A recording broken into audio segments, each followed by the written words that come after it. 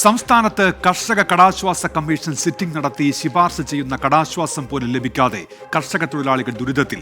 Commission രൂപീകരിച്ച ശേഷം ഇതുവരെ 711 കോടി രൂപയുടെ കാർഷിക കടാശ്വാസത്തിന് ശുപാർശ നൽകിയെങ്കിലും സർക്കാർ ഇതുവരെ നൽകിയത് 301 കോടി രൂപയാണ്. 4 ഹെക്ടറിൽ താഴെ കൃഷിഭൂമിയുള്ള 2 ലക്ഷം രൂപയിൽ താഴെ വാർഷിക വരുമാനമുള്ള കർഷകരെ സഹായിക്കാൻ രൂപീകരിച്ച കമ്മീഷൻ ശുപാർശകളാണ് സർക്കാർ വേണ്ട രീതിയിൽ പരിഗണിക്കാത്തത്. സർക്കാർ തീരുമാനം ഏറ്റവും ദോഷകരമായി ബാധിക്കുന്നത് പാവപ്പെട്ട കർഷകരെയാണ്. സാധാരണക്കാരായ കർഷകരെ സഹായിക്കുന്നതിനു വേണ്ടിയാണ് കടാശ്വാസ കമ്മീഷൻ 2007 രൂപീകരിച്ചത്.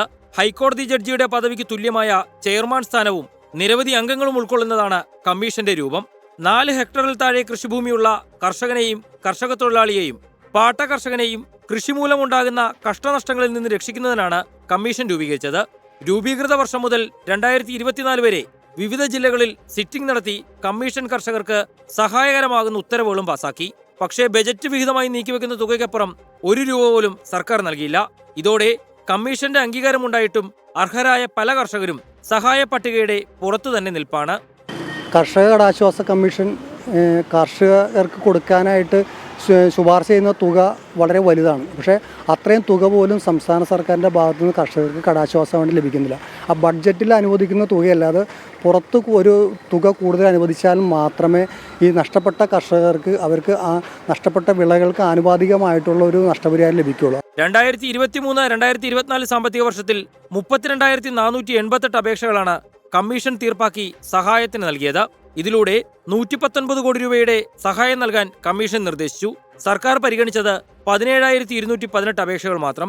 ഇതിലൂടെ 20 കോടി രൂപ മാത്രമാണ് സഹായമായി വിതരണം ചെയ്തത്. 99 കോടി രൂപയുടെ സഹായം ലഭിക്കേണ്ട 15,000-ലധികം കർഷകരാണ് അർഹത ഉണ്ടായിട്ടും സർക്കാർ സഹായം ലഭിക്കാതെ പുറത്തായത്. കമ്മീഷൻ രൂപീകൃതമായ വർഷം മുതൽ കഴിഞ്ഞ വർഷം വരെയുള്ള കണക്ക് പരിശോധിക്കുമ്പോൾ അർഹതയുണ്ടായിട്ടും സർക്കാർ മതിയായ സാമ്പത്തിക സഹായം നൽകാത്തതോടെ ചെറുകിട കർഷകരിൽ പകുതിയിലധികവും സഹായപരിധിക്ക് പുറത്താണ്. ബജറ്റ് വിഹിതമായി അനുവദിക്കുന്ന തുകയിൽ നിന്ന് 1 രൂപ പോലും കൂടുതൽ അനുവദിക്കാൻ സർക്കാർ പിന്നീട് തയ്യാറാകാത്തതാണ് ചെറുകിട കർഷകരെ വലിയ ദുരിതത്തിലേക്ക് തള്ളിവിടുന്നത്. ഒരു തരത്തിലും ലോണുകൾ തിരിച്ചടയ്ക്കാൻ കഴിയാതെ കൃഷിനാശം സംഭവിച്ചവരാണ് ഭൂരിഭാഗവും പട്ടികയ്ക്ക് പുറത്തു നിൽക്കുന്നത് എന്നുള്ളതാണ് ഏറ്റവും ശ്രദ്ധേയമായ കാര്യം. ഇവരെ സഹായിക്കാൻ സർക്കാരല്ലാതെ മറ്റാരുമില്ല എന്നുള്ളത് പ്രശ്നത്തിന്റെ ഗൗരവം വർദ്ധിപ്പിക്കുന്നു.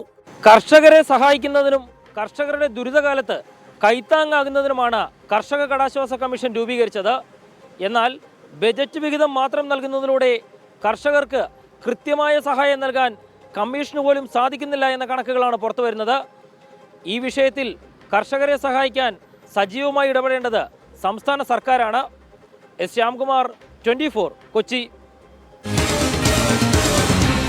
പൊതുജനം കഴുതയല്ല സാർ. കർഷകരുടെ വേദന സർക്കാർ മനസ്സിലാക്കുമെന്നാണ് നമ്മളും പ്രതീക്ഷിക്കുന്നത്.